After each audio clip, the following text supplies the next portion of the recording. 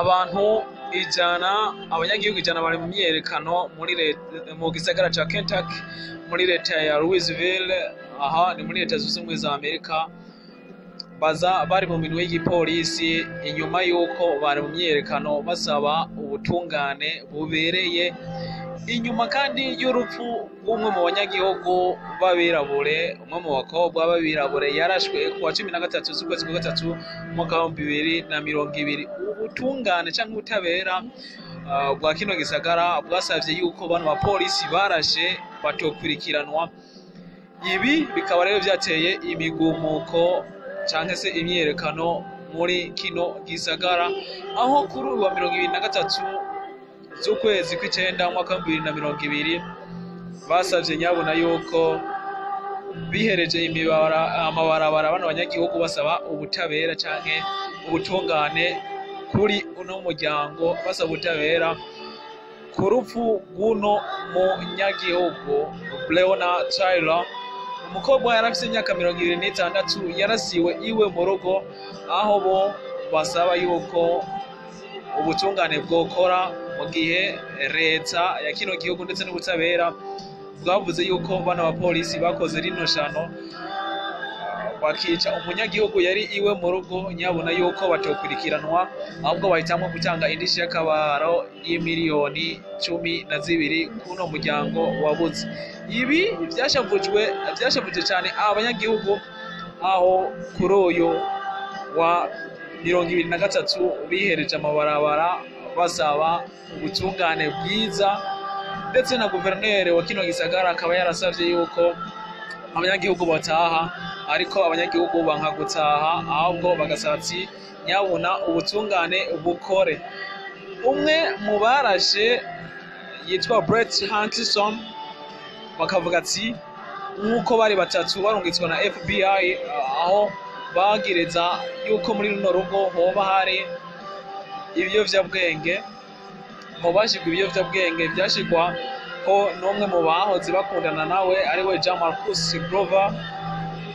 Aba baje gusaka mu rugo k'uyu mukobwa ku wa 13 z'ukwezi kwa gatatu umwaka wa 2020, mu gihe Breonna Taylor yarasanzwe ari mu nzu n'umukunzi wiwe Kenneth Walker igihe cy'isaha 6 z'ijoro. Ubwo bavyuka, Kenneth Walker yibajije yuko nyabona uno mukunzi wiwe yahoze bakundana nawe ariwe yoba aje kumuraba, nibwo gufata imbunda canke se inkoho arasa umwe mu bajejwe umutekano. Ibi abajejwe umutekano, abapolisi barungitswe na FBI, ikigo kijejwe igendereza indani mu gihugu, bakaba batavyihanganiye, ahubwo bakaba bace bafata amasasu, urufaya rw'amasasu barunda muri ino nzu. Uno mukobwa igihe yavyuka agiye gusohoka, nibwo isasu 13 zamufashe ku mubiri, aza kwitaba Imana. Ubutungane bwo buvuga yuko abana bapolisi boba batakoze ibintu babishaka yuko bakeneye kumwica, ahubwo yuko bariko barivuna. Mugabo abanyagihugu bo bakavuga ati nyabona uruno rupfu ni imvumu zindi zerekana agatotezo k'abirabure muri leta zunze ubumwe za Amerika, arivyo vyatumye bafata amabarabara barayihereza basaba nyabona ubutungane yuko bwokurikizwa, aho kureka abantu bakora ibibi bakabandanya bidegevya nk'uko ati aho vyakabereye birakwiye yuko bihagarara, ati enough is enough. Nivyo rero vyatumye kuri uyu wa 23 kugeza isaha 3 z'ijoro bayihereza amabarabara, ariko nuko nyene bitameze neza, bamwe batanguye gusahura, abandi nabo barasa abapolisi. Gushika kuri ubu abapolisi 2 muri no myiyerekano bararashwe, arivyo vyatumye igipolisi naco gifata uwo muntu yarashe, ariko kandi gifata n'abandi bantu bari mu myiyerekano, aho kuri ubu bari mu minwe y'igipolisi, ndetse ibintu bakavuga ati ntibigiye koroha na cyane muri kino gihugu. Leta iza yamaze kuba ifata ngingo canke gahunda yuko igihe cy'isaha 3 z'ijoro hotegwa umukwabu yuko ati abantu boza bariyenzereza kugira ngo umutekano babashe kuba bawetabilisa neza muri kino gisagara. No kubwira yuko ino movement ya Black Lives Matter itatanguye ubu, kuko mu kwezi kwa gatanu kugenekerezo rya 27 umwe mu banyagihugu w'umwirabure yitwa George Floyd nawe yaje gushingwa ko ivi gushika ubwo umwuka wiwe uhera, aho kuva icyo gihe abanyagihugu nabo bagiye mu mabarabara bayamiriza agatotezo gakorerwa abirabure bakoresheje tag yitwa Black Lives Matter. Abanyagihugu babirabura babayeho nabi gushika kuri uno munsi. Ibintu ntivyoroshe cyane muri Leta Zunze Ubumwe za Amerika, urenye yuko umwe mu birabure bamutse bagiriwe nabi, ibintu basatsi ibintu bikwiye kuja ku murongo nyabona, aho ati ese ubu biriko biba ubu uko kuri uyu ejo nanje izoba bimeze gute, aho basaba yuko ubutungane bwoza burakora akazi kabwo bagafata abanyagihugu kimwe, yaba umuzungu yaba umwirabure. Ubona yuko abirabure muri kino gihugu tuvuga yuko badafashwe neza.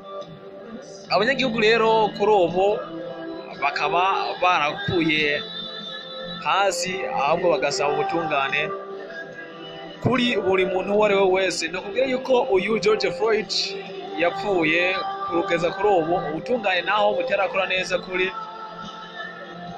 Jove yamushinze ko ivi, aho ku minota 8 n'amasegonda 46 yaje gupfa abuze umwuka ahema.